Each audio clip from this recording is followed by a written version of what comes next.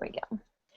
And we're live! Welcome to the Pitch Wars live show with awesome middle grade mentors, everyone. I think you're going to be in for a treat, especially if you're on the fence with some of your last mentor picks. This show is going to help you get to know these people better, and we have a great lineup for you tonight. I'm Nikki Roberti. I'm Brenda Drake's assistant. I'm a YA mentor, but tonight it's about these awesome people here, and we're going to let them introduce themselves, starting with Ellie.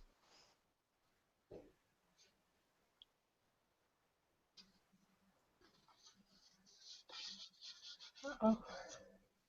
That was feedback. Yay! So Ellie is going to introduce herself now.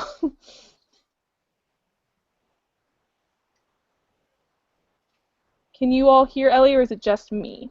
I cannot hear Ellie. Okay, so while Ellie works on that, let's start with Jessica.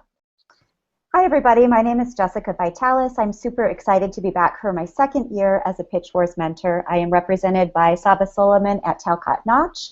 I am looking for both realistic and contemporary middle grade fiction. I also love historical, I love magical realism, and a little bit of fantasy, light fantasy also. So I hope if your work fits any of those categories, you'll consider subbing to me, and I'm just super excited for Pitch Wars this year. Yay! Okay, hi everybody. I'm Rebecca Wells. I'm represented by Rebecca Podos at the Reese Agency. What I'm looking for this year, mostly, well, everything. Everything good. Send me everything good. But specifically, I'm looking for a realistic fiction, a historical fiction, and fantasy. I am both a fantasy lover and a realistic lover, so send me both of those things. Hi there. I'm Sarah Cannon, and you guys can hear me, right? Yep. Awesome. And I am represented by Brooke Sherman at the Bent Agency, and this is my second year mentoring also. I was a contestant before that, and I am looking for all your middle grade fantasy and science fiction of all types and stripes, and I also am fond of contemporary and historical, so bring it on. Hi, I'm Sherry Schwartz. Sorry about the name tag. My middle grade survival adventure, Treasure at Lure Lake, came out in April, and I'm so excited.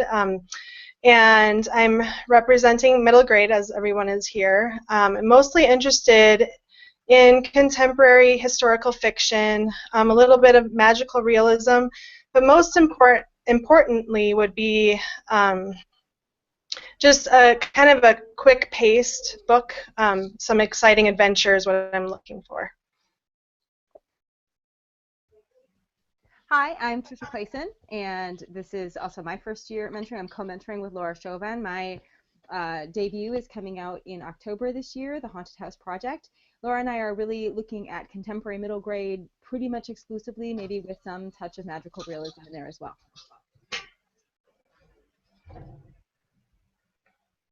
Ellie, do you want to see if your mic is working now? Oh, we still can't hear you. Oh, I think, try one more time. Can you hear me? Oh, yeah. Yeah, now I can. Yay! With my headphones. Awesome. So do you want to just introduce yourself real quick? Okay, again, I'm Ellie Terry. I was in Pitch Wars 2 years ago. Joy McCulloch was my awesome mentor, and this was my Pitch Wars book right here. This is the ARC. It comes out in March, and I'm looking for contemporary, mostly, historical fiction, which is my second love, a little bit of magical realism, or very light fantasy. Awesome. As you can see, we have a fabulous lineup tonight. These people are awesome, and you're going to want to get to know them better. So if you're new to Pitch Wars Live, this is how it's going to work. We have an awesome Twitter captain going on right now. Her name is AC Thomas, and she is manning the feed. If you want to get her to read your question, it's #AskMentor, and she will be feeding those to me. Unfortunately, we might not be able to get to all tonight. We've been getting a lot of questions, but we will try to get to yours. If you're in the Google Hangout room, you can send a question here, and I can see them as well. Speaking of which, we got our first one early, so I figured first come, first serve, I will give it to this person. And it's Joe Lamb, and he asked, will a book set in a mill town in 1917 Scotland be of much interest to an American mentor / audience? Anyone want to take that? Anyone looking for historical fiction who wants to Yes. speak about? Yes. Yes, as long as it's done well, definitely. I think Americans also really like international stories. Just that's a thing that Americans like, so that's a plus. Anyone else want to speak into that? Yeah, I'm definitely interested in historical fiction. It's one of probably my very favorite genre when I was a preteen and teenager, so I definitely have a strong love for it. Awesome. And then our next question comes from the Twitter feed, and that is from Diana DeBolt. How hands-on is your mentoring style? Do you send notes of encouragement and ideas while a mentee works? How about we all answer that one, because I feel like, you know, we all have our individual mentoring styles. So we'll start with Jessica. Okay, I would say that I'm a very hands-on mentor. I like to give a lot of notes as I do my initial read-through. I pretty much make notes in the margins as I read because I feel like when I'm writing, the more feedback I get, the more it helps me know exactly where the strengths and weaknesses are in my manuscript. So I try to do that as I'm reading my mentee's work, and then I also send a very lengthy editorial letter. And from there, it really depends how I proceed, but I'm in constant communication as my mentee needs it. In the past, I have, on a weekly basis, reviewed notes from my mentees and new material. I've generated lengthy brainstorming documents trying to figure out how to do rewrites. So I'm very devoted to the process, and I'll be as available as necessary to make sure we get the product that we need in time for the agent round. Could be overwhelming for some people, I will say. If you're the type of person that gets easily overwhelmed by a lot of feedback, then my style might not be the best style for you, although I'd like to think that I would sort of catch on to that and dial it back, but sometimes I can be overly enthusiastic about the writing process. I would say I'm very hands-on when it comes to editing the actual manuscript and working on revisions. I'm a little bit less hands-on when it comes to like weekly encouragement and that sort of thing. I will expect a fair amount of independent work. At the same time, if you feel like you want some feedback more frequently, I can definitely do that as well. But mostly my attention is on the manuscript and fixing that up. And I mean, I agree with Rebecca that if you're coming into this process, you should be prepared to do independent work for longer periods of time. I do tend to break down some things into smaller chunks only because I think it can be intimidating to get a big edit letter all at once and to try to figure out where to start. So if I feel like there are some underlying questions that I have about your characters, your plot, then I break those into, you know, smaller emails that I send out, and I solicit feedback from you about those things to kind of help ground you in, you know, things you might not have thought about before, so that when you do go to do the edits, you know, you've got a better grasp on where you're trying to go, if that makes sense. I'm a cheerleader. Kat Scully, my mentor in 2014, initiated Skype calls, and I really liked that. I liked being able to be face-to-face with her, so I'm quite likely to do that as well. I think it probably for me will depend on my mentee. If they are wanting a lot of feedback daily or every other day or something like that, a lot of constant communication, that's fine with me. I know some people like to work more independently, so I think you know, I'll feel that out when I pick my mentee and see what works best for them. I'm pretty flexible with my schedule, so can kind of go either way with it. I'm part of a team, so I can't speak for Laura for sure on how hands-on she is. We will have 2 rounds of feedback, so that's one thing to keep in mind, is there will be a lot of feedback because I'm looking far more big picture oriented. She's doing a lot more of the line editing, and that's our plan going forward. But I think I'd echo what other people said, that it may depend a little bit on the relationship we develop. I like the idea of Skype. I like the idea of texting, but I do think that people coming in should be prepared to be able to work on their own without necessarily daily feedback. Okay, my turn? Yeah. Okay. So for me, I will, you know, send out that initial edit letter after the announcement, and you know, I'd be open to discussing it, talking about it, but then I kind of will just let my mentee go and and do their revising on their own. But I would always be open to emails or brainstorming and helping them. It's not like I would just shut them off, you know. Check in, lots of emails. I probably won't do like Skyping and phone calls, but lots of emails. I am pretty supportive that way. That's how I like my critique partners to be. And then also like a more detailed read through and edit, like a line edit, you know, later on after they've done the big stuff. So that's how I'll be handling it. Awesome. There's no wrong way to mentor. Everyone's different. That's why you have to do your research, guys, and look at the blog hops and get to know them and find what works for you. Our next question is from Chris Noblaw. I apologize in advance if I'm butchering any names. And Chris asks, third-person omniscient approach with limited head jump, close to one character like Jacob Wonderbar, yay or nay?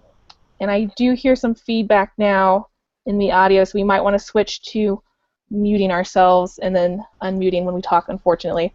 But I'm going to add on to this question as you guys answer the whole third-person omniscient approach with limited head jump. Not only is this good for you, but what is your favorite POV when you are reading a book or working on a book? And anyone who wants to start this one off or has a strong opinion, take it away. I think that from what I've read, can you hear me? I unmuted myself. Okay.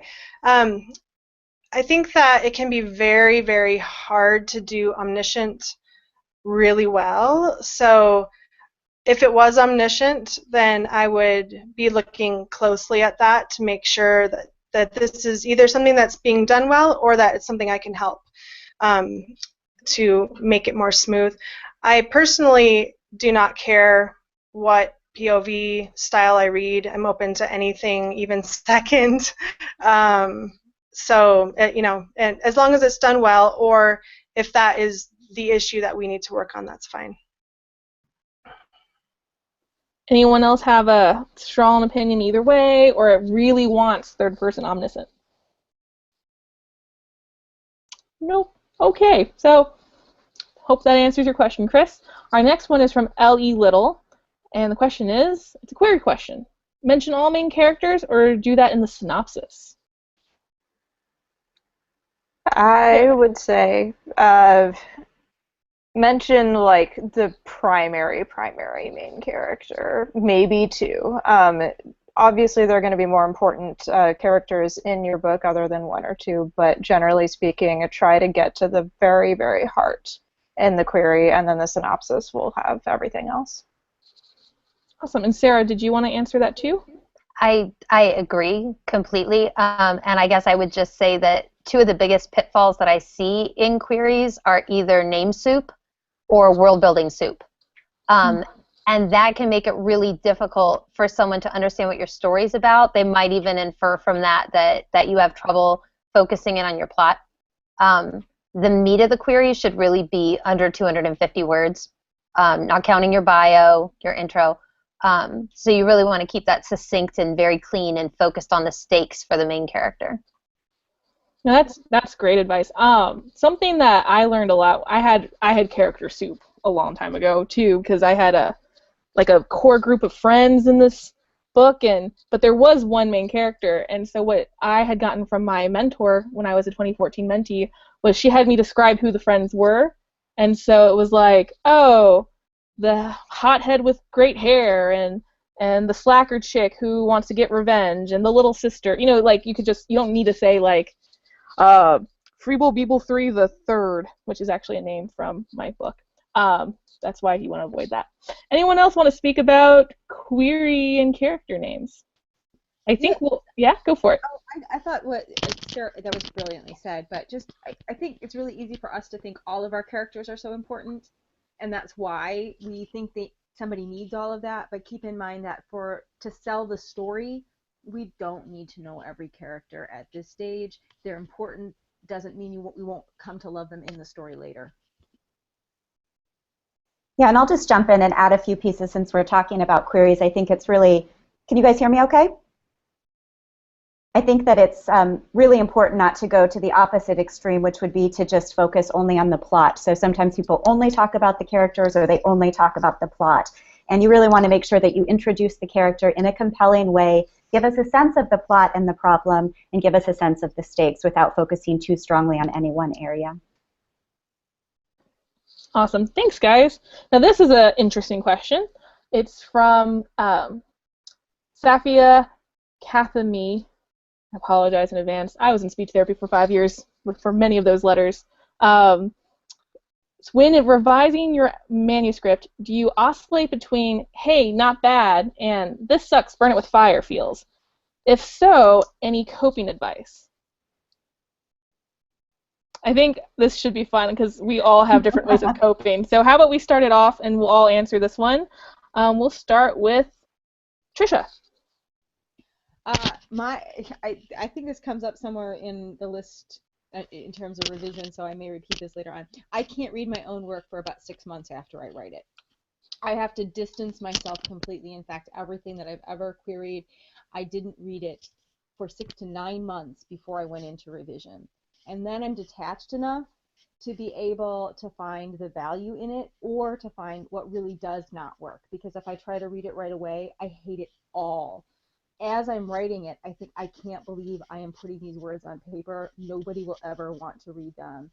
And the only thing that keeps me going is I write only in like nano format where I'm just writing very, very fast so that I can't stop and evaluate anything. I just write. And so I have to take time before I can revise.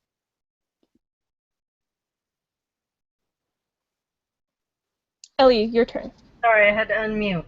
Okay, when I'm in the this book sucks area, the number one thing I try to remember is that it's going to come back around to the this is awesome stage, because I know that it's going to do that because it just goes up and down, up and down. My family makes fun of me because, you know, one day I'll be like, this is so cool, listen to this, and I'll read it to my kids, and then a few days later I'll be like, it's bad. I don't know what to do. It's just horrible. And they'd laugh so hard because they're like, you just said it was awesome the other day. So it helps me to remember that it's going to come back around. And I like to email my critique partners during that time, or read emails from my agent. You know, people who've said nice things. That's all I do. I don't know if I have any advice except to remember that it's just all part of the process and every single writer feels the same way. So I'll just echo what Ellie said. I don't know that I get too down on myself. I just keep at it, and I just keep reminding myself that it's part of the process, and the first draft and the second draft and the third draft and sometimes every draft until you get to some point where it starts working sucks really badly, and that's just how it goes. And I do keep a folder that I call niceisms, and it's things that people have said about my work, and occasionally when I start to feel really down, I do go pull that out and just read through it and go, okay, well maybe there's some hope here, maybe I should keep going. But in general, I try not to focus too bad on how sucky it is, and I just keep at it knowing that at some point it'll get to the stage where it starts to make some sense. So just keep on keeping on is my advice. Yeah, I don't really have much to add there. I think everyone has said it brilliantly. I really struggle with the horrible, like, this is the worst thing ever, why am I doing this? This should just go burn right now. But again, like, it is just very much like you wait it out, and eventually it's like, oh, you know, maybe some of this is okay. And in fact, sometimes it's even like I hate it when I'm writing it, and then the next day it's like, oh, actually, it's not nearly as bad as I thought it was yesterday. So yeah, I mean, obviously you want to be able to look at your work with a critical eye when you're revising, but while you're really deep in just like the drafting or one particular part, just like let it go and try to forgive yourself for whatever feelings you're having, because they will pass.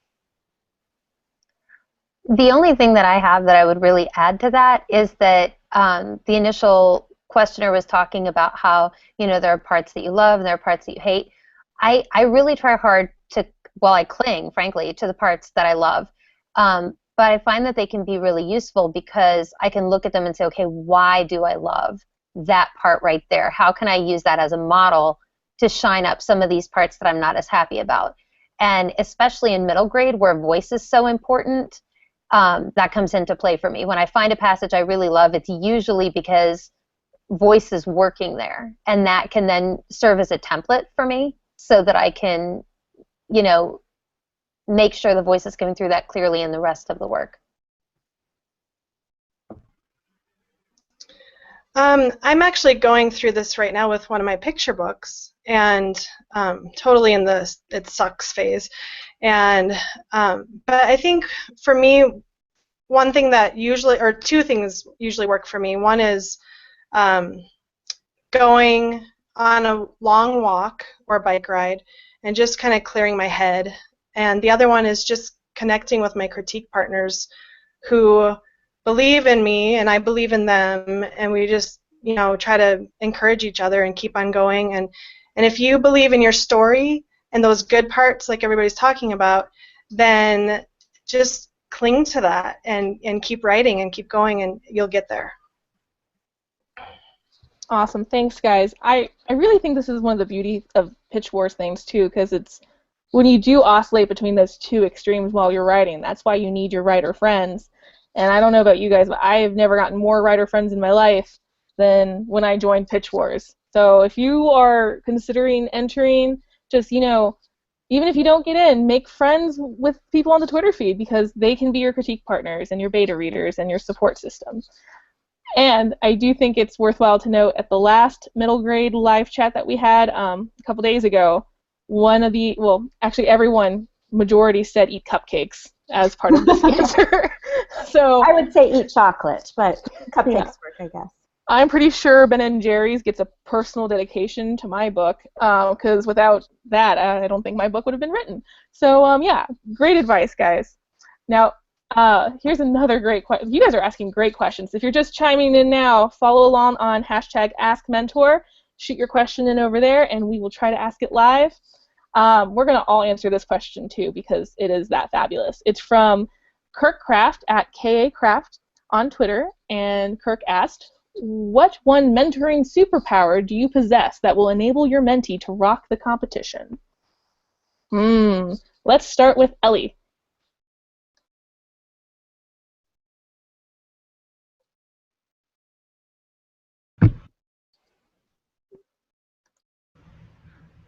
Can you hear me? Yes, now we can. Okay, now you can. Okay. The only thing I can think of is that I'm super organized and super thorough on my critiques. So, I don't know. It's going to get deep. It's going to get... All right, I will jump in. Kirk, hi, by the way. Thanks for checking in. I actually possess magical unicorn powder, so I'm just saying. I can sprinkle that liberally over your manuscript, and both of my mentees got agents last year, so it obviously works. Okay, I have to just jump in real quick. I mean, I'm not a middle grade mentor or writer, but I need more of this unicorn stuff. What is this, and where can I get it? Unicorn salt. That is a closely guarded trade secret. I'm sorry. Only for middle grade people? Okay, just had to check. Okay, Rebecca, do you want to take it away? Oh, that's a tough question. Also, hi, Kirk. Really great to kind of run into you here. I will work really, really hard on the manuscript. I mean, everybody does, so that's not really a superpower. That's a superpower we all possess. Last year, I went through 3 rounds of revision, full revisions, with my mentee. I had 2. I had one of my own and one I was co-mentoring. Both of them signed with agents within a couple months of the end of the Pitch Wars. So I probably have 2 superpowers. One is I work really hard, and also I pick good mentees. It's really mostly them that do the work. Okay, so it's my turn. I wish I had magical unicorn powder, you guys. I sincerely do. I'm fresh out. I'm dastardly. Yeah, I wrote a very odd little middle grade with lots of fun world building. And so I guess I would say that continuity and world building is something that I bring to the table, because if you're going to challenge yourself to write middle grade sci-fi or fantasy, which are my two top loves, then there's going to be a lot of world building involved. And one of the things that happens in the drafting process is you kind of throw all the spaghetti at the wall and see what sticks. And part of editing is making sure it has continuity while still being fresh and interesting. So I think that that's something that I can definitely help. So Kirk, I saw your question on Twitter, and I think I answered that I have X-ray vision, but more specifically, I think I can just see kind of the big picture of the whole manuscript. It's something I do a lot, trying to see the big picture of what's working and what's not. But I'm also really good, it's kind of my little pet thing that I do with manuscripts, that I'm really good at just cutting out words or sentences or scenes that just don't move the plot forward. And so I think that's kind of one of my, I guess, superpowers, if you want to call it that. So. I keep thinking Wonder Twin powers activate, form of superpower, super mentor team, because I do have a partner. I think that's what makes Laura and me a really great option, is because we come at this from slightly different angles. So she's kind of my superpower. She's much more focused on line edits and has a ton of experience there. My own expertise is probably more along the lines of what Sherry talked about, finding plot holes and really looking through a story coming together in a way that makes sense and makes the characters believable and makes people want to keep reading it. Well, you guys are all super cool. I wish you could be my mentors. I need to start writing middle grade more. The next question is from Sarah Allen at Sarah Allen Books. How do you feel about heavy subjects in contemporary middle grade? Can you go too far? Anyone mentoring contemporary that wants to jump in here and answer that one? I think it's a personal decision. I mean, obviously, like anything that's done brilliantly can be done. Me personally, I do know that I have a couple triggers that I'm like, yeah, if you have a September 11th narrative or a really heavy abuse narrative, that is not really the project for me, and you would be better off submitting to somebody else. That said, I know that there are amazing projects out there with those themes, so I think it's more of a personal choice than it is an absolute rule.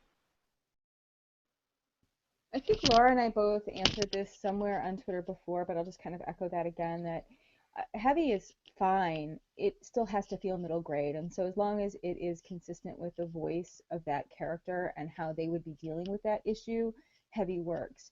One of the dangers that comes up a lot is when your middle grade voice starts to feel too YA.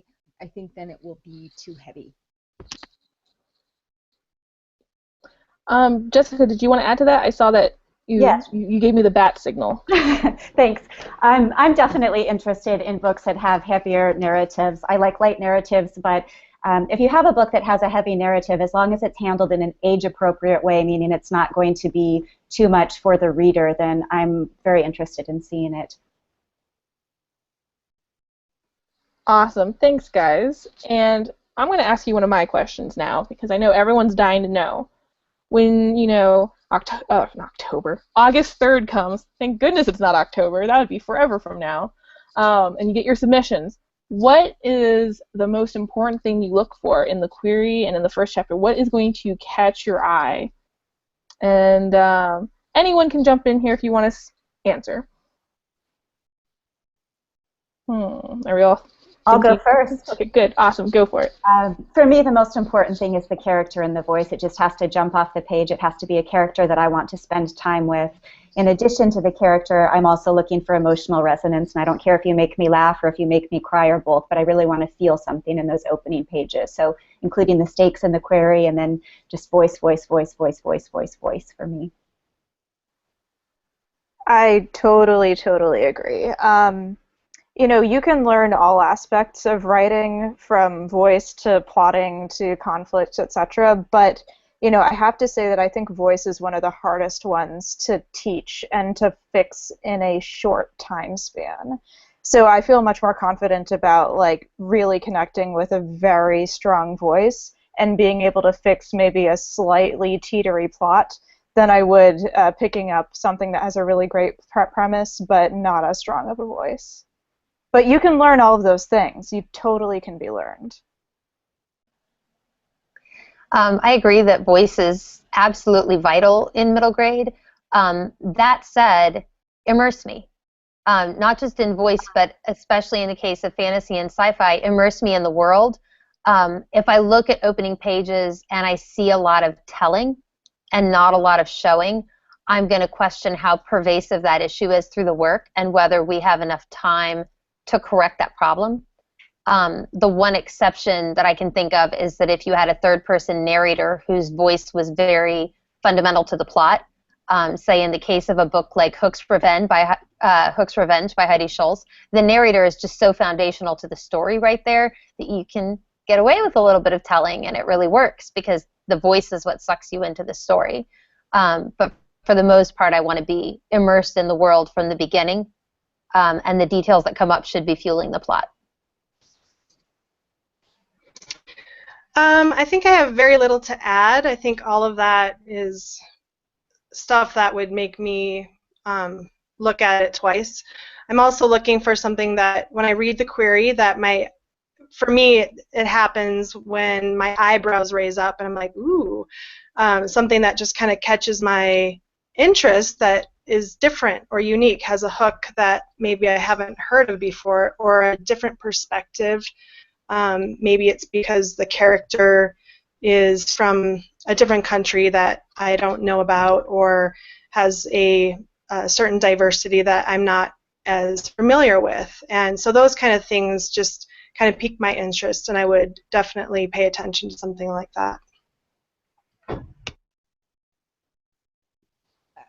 I really just want to say ditto. I think that everybody has said anything you could say.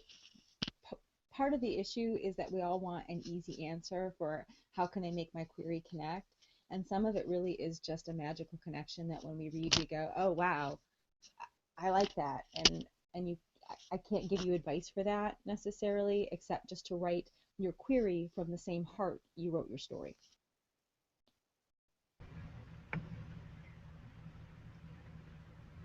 I like to go to the library and sit on the ground and just get a bunch of books, and I open them up and I read the first page, and I decide right then if I'm going to take the book home or not.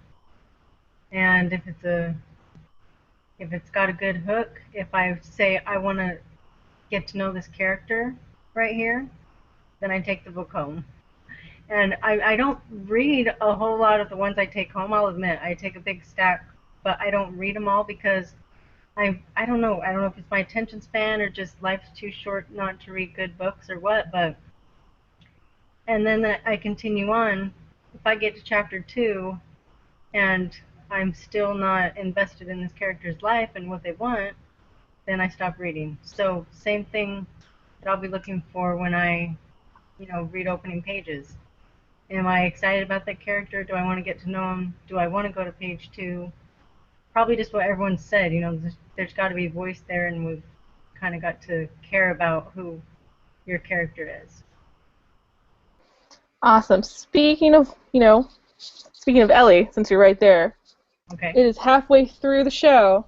So not only is this going to be a little intermission to say, oh look, Ellie's wearing a super cool shirt. Can we all see it real quick? Hold on here.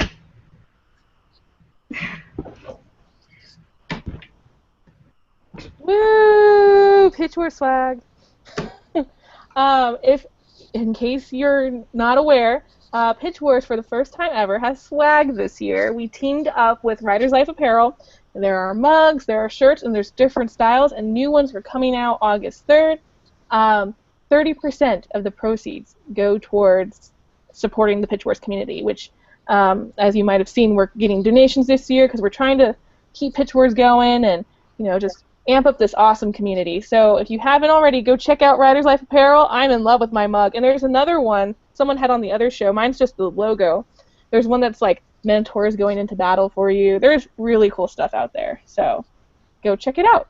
Okay, so we do have 30, well, now it's 25 minutes left. If you haven't asked a question yet, feel free to send it over on hashtag AskMentor. If we don't get to yours tonight, these lovely mentors are totally, available on Twitter. Other mentors might be coming on the feed as well, and we'll try to answer as many questions as we can.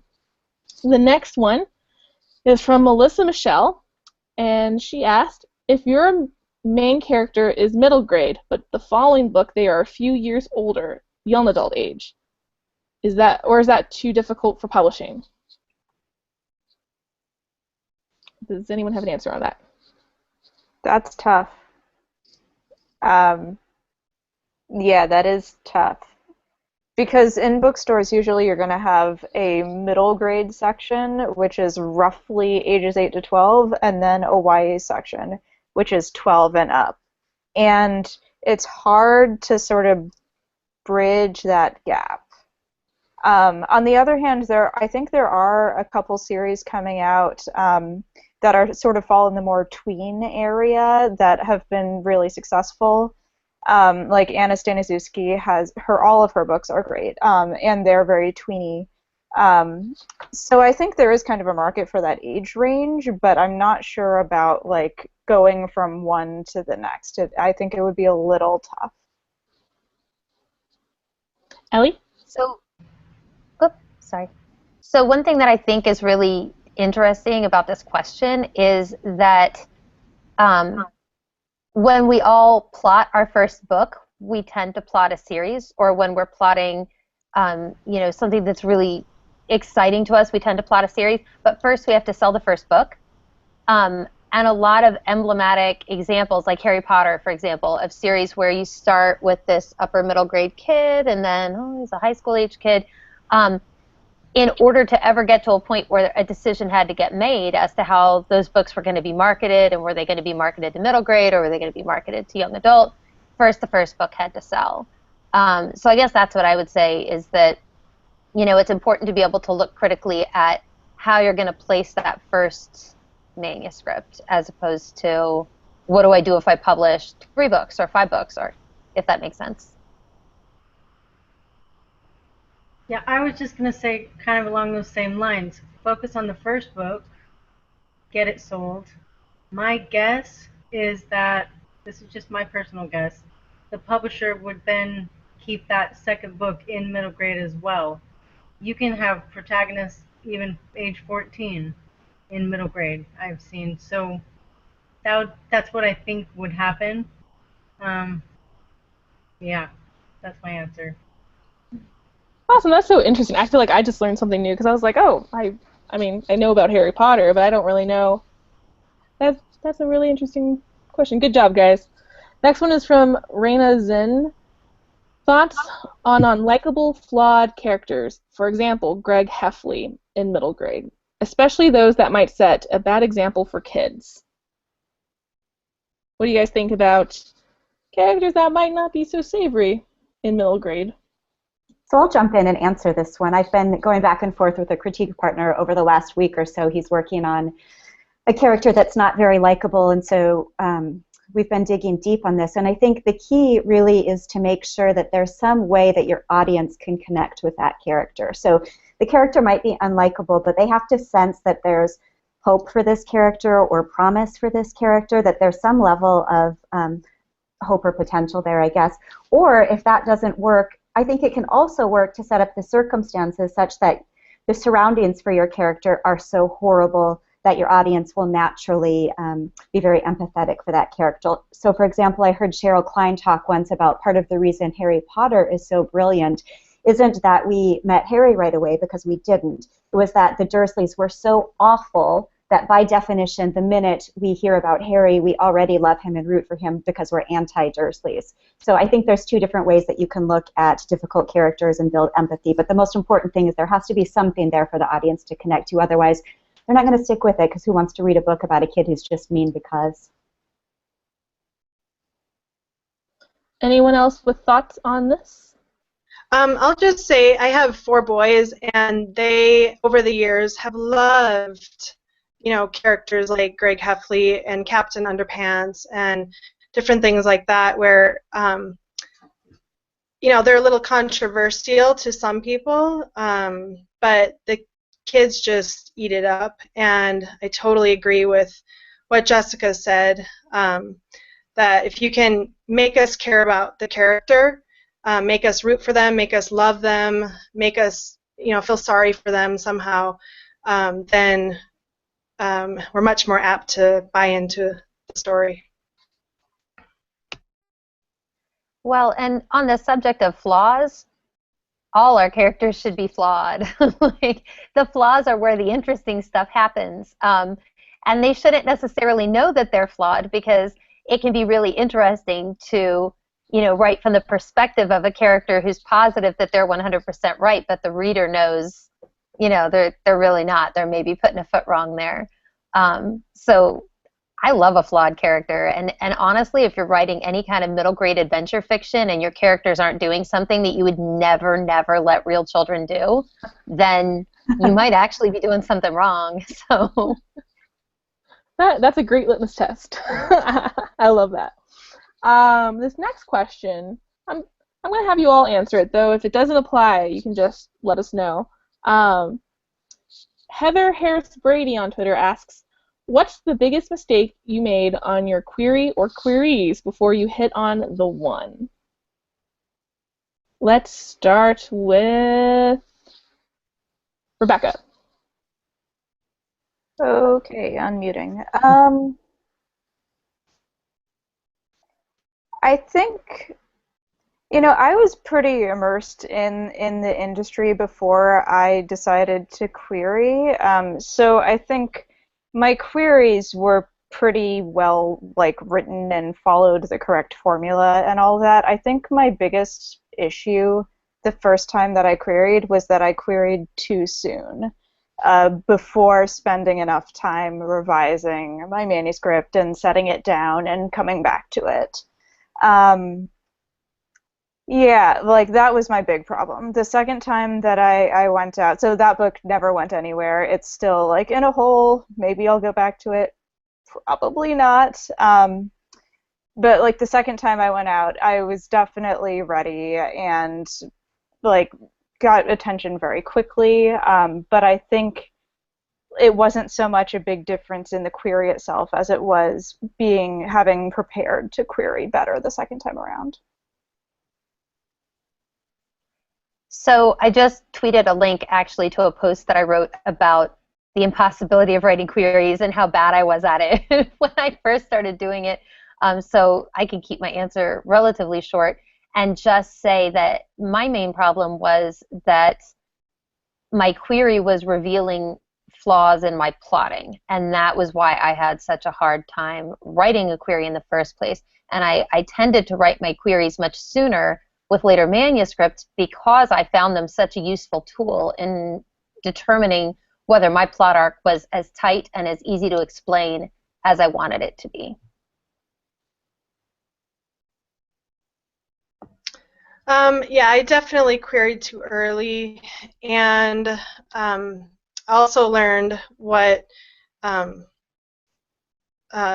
Sarah learned also is that because I couldn't write a good query, even after literally 50 revisions with critique partners, I still couldn't get to the heart of my story, and that's because there was a problem with my structure and my plot in my story. And so that was very revealing, and so now I try to write a good query as I'm starting to write a new book. It helps me kind of keep focused on the heart, the theme of the story. And I also, the other big mistake I made one time was that I emailed the same query in 3 different revisions to the same agent in one day on accident. So that was kind of an embarrassing query flop early on. But we all make mistakes and start out too early and different things like that. But you just keep on going, keep on doing it. Get good critique partners who can help you through it. I think my answer is a pretty close mirror to Rebecca's, actually. I'm a public speaking teacher, so a pitch is pretty easy for me to write, and I think I sometimes wrote better queries than I did novels to begin with. But it was really too soon, and I didn't know it was too soon because I hadn't figured out what it would mean, what kind of feedback you would get if you weren't quite ready with the novel itself, even if you were getting requests for fulls because you had a good query, but also too widely. So too soon and too widely to the point where you don't really have anywhere to go once you do a really good revision. I think I included too much in my queries. I think I used to write my novel first and then the query at the end after I had spent all these months writing the story, and I wanted to put like so much into it, and it just doesn't work that way. And it really wasn't until Joy became my mentor and she helped me with my query that I kind of understood, especially for quiet stories, because it's really hard to like figure out the stakes and all those important things that need to go into a query. So I guess her examples helped me to see that I need to put all of those important things into the query, leave everything else out. And now I write them first, like I think Sarah said. Before I'm even going to draft a novel, I write a query, and I also do the synopsis too, because that helps me to see any problems before I even start. Then, of course, later I usually have to update the synopsis and things like that with the changes after having written it, but yeah, I do it first now. I still don't feel like the best query writer in the world, but now I know that if you just put those important things in there, then agents can see exactly what your story is about, and they can tell whether they're interested in reading it. I want to interject here because this is a subject near and dear to my heart because I am like poster child of epic fail for queries. Because I did the same thing for 3 different books before I figured it out. I was one of the too soon people where I literally would be like, oh, my book is awesome. I just finished writing it. Let me send it to 30 people. And maybe 100. But I will never forget with the first book. I was so excited. I had finally written my first book. I never thought I'd ever be able to write a book, and I was so proud of myself. And I sent it to all these agents, and some of them were really big agents. And I got a partial request that first day, and I was like, see, I'm just a genius. This is fabulous. I'm on my way to being like the next whoever. And the next day I got all my rejection said was, wow, I thought I'd like this more. And that has haunted me because I was like, you know what, if I had pressed pause on my excitement, if I had taken just a little bit longer to do research, to revise my book, you know what, she would have liked it better. And maybe she would have, maybe that would have been my shot. But instead I stupidly was like, well, this book is no good. Let me write a whole new book and do the same thing over again. And I did that for 3 books until I met my Pitch Wars mentor and she whipped me into shape. So don't be me. Take your time on your queries. Our next question. Wait, I want to jump in on that one if you don't mind and just Sure. Echo what everybody else said. I definitely belong to camp queried too early. I did that on 2 books, so I feel your pain, Nikki. But I don't think the problem was necessarily that I queried too early. The really bigger problem was that I queried before I knew the market. So I didn't even know that I was querying too early. And if I had really taken the time to read widely in my genre, I would have known what a good book looked like, and then I would have known not to query too early. So my advice is, I love what you just said. Pause, push the pause button before you send out your query. Run it by a bunch of critique partners, people you can really trust to tell you the truth, and just don't be too excited to send it out because you're really wasting a great opportunity to potentially get it in front of eyes that could love it if you just slow down a little bit.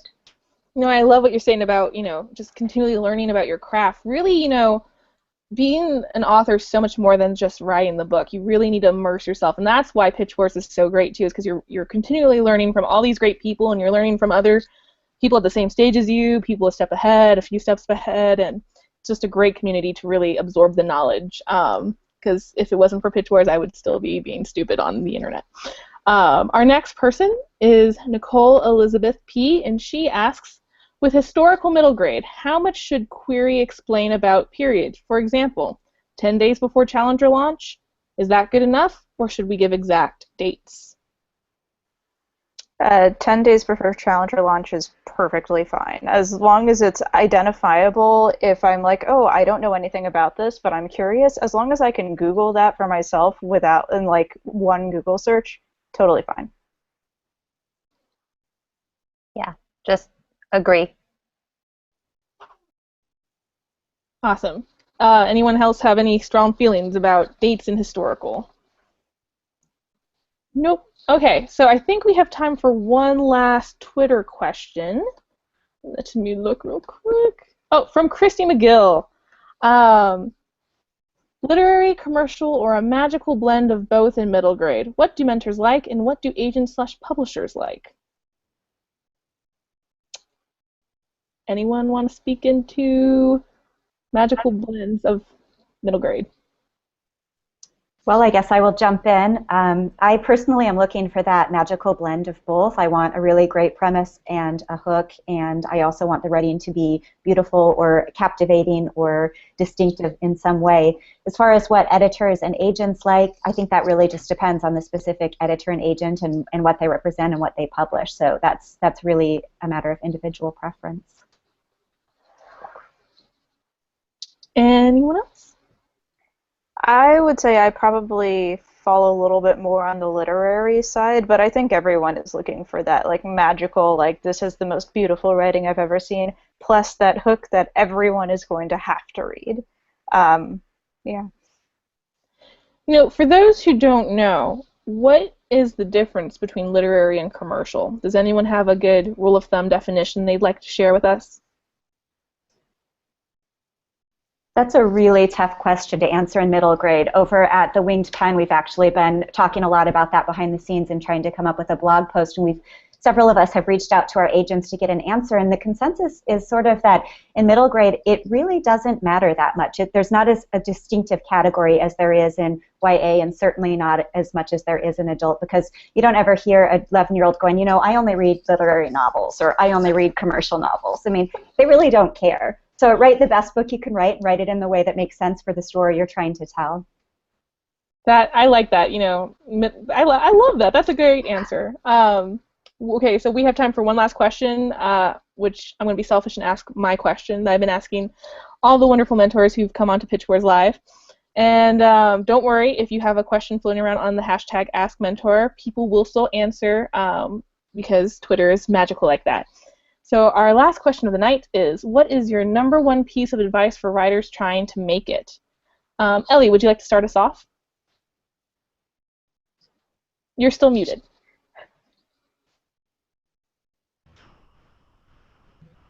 Hello? Yes, we can hear you. Okay, sorry. First thing, if you never quit, then you'll make it.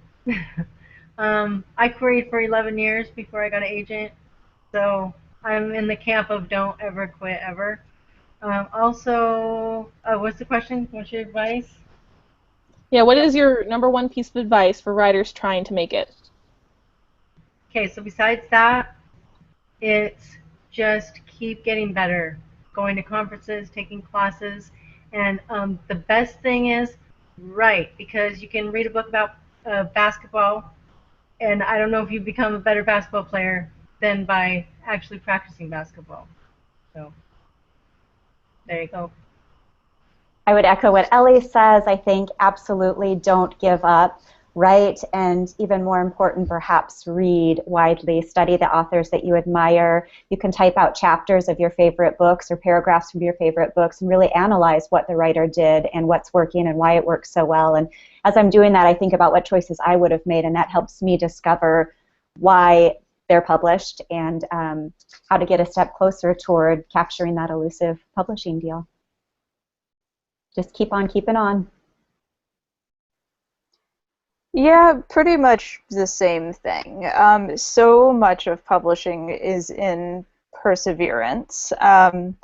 Even among published writers, like there will be stories about how they went on submission 5 times and it was the 6th book that sold, and even after you get published, you know, sometimes things just don't get picked up, etc., etc. The point is, the people who make it are the people who do not give up. And at the same time, that doesn't mean that you can just keep doing exactly the same thing and assuming that that's going to make a difference. You do also have to really work hard at the writing and improving your craft, because if you, like, the definition of insanity being doing this exact same thing over and over and expecting a different result, right? So work hard to improve and don't give up.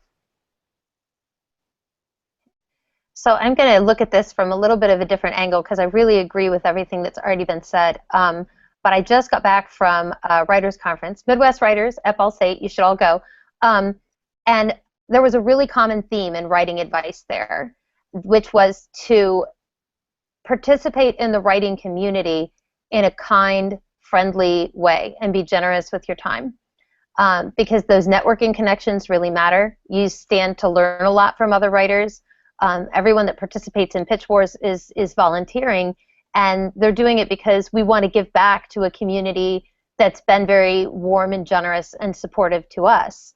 The other thing that I would say is to just remember that the publishing journey is not linear. So you're going to have, you're going to see people in Pitch Wars who, you know, they get a bunch of requests on agent day and they get offers and they're, you know, immediately represented. You're going to see people who get a million requests and don't get an offer. I remember fangirling an entry in 2012, and that person's debut novel is coming out next fall the same time as mine. And I, you know, that's how it works. So if you're going to make a bunch of comparisons between where you are on the journey and where other people you started out with on the journey are, you're going to end up being dissatisfied and the green-eyed monster is going to eat you. And if you cheerlead for the people around you and you're excited for their successes and you keep working on your own craft, you're going to have a much more happy writerly existence. Okay, yeah, you guys said it all. Sarah, that was great. That's everything I was going to say. I would just add to that, like, yeah, I would just add to that, to be professional and kind always, and you know, what you put out there is going to come back to you eventually, and you may feel like you're giving a million times and nothing's coming back, but it will. And just keep writing and believe in yourself and believe in others, and they'll believe in you too. So keep at it. Awesome. That is great advice. You guys are just so inspiring. You really inspired me tonight, and I hope they've inspired you too, everyone who's watching. These are great people. I'm not going to lie, Pitch Wars mentor people are my favorite people in the world. They're just the nicest people you'll ever meet, and I hope you get to know them more. So make sure after this you go and follow them on Twitter, go read their blogs, meet as many as you can. Feel free to ask more questions. We are here to answer. Thank you again for joining us tonight, and a special thanks to our Twitter captain, AC Thomas, who, seriously, thank you for all the awesome Twittering you've been doing. There will be more Pitch Wars Live for those who want to watch more, because why wouldn't you? There's so many great mentors to see. There's some throughout the week and early next week as well. The schedule is on Brenda's blog and pinned to my Twitter page. And don't forget, Writer's Life Apparel needs you to check them out for awesome Pitch Wars swag. Proceeds goes towards the awesome Pitch Wars community, which without the community I would be lost, and I know a lot of people feel that way too. So thank you again, and good luck in Pitch Wars, everyone, and thanks for joining us. Have a good night.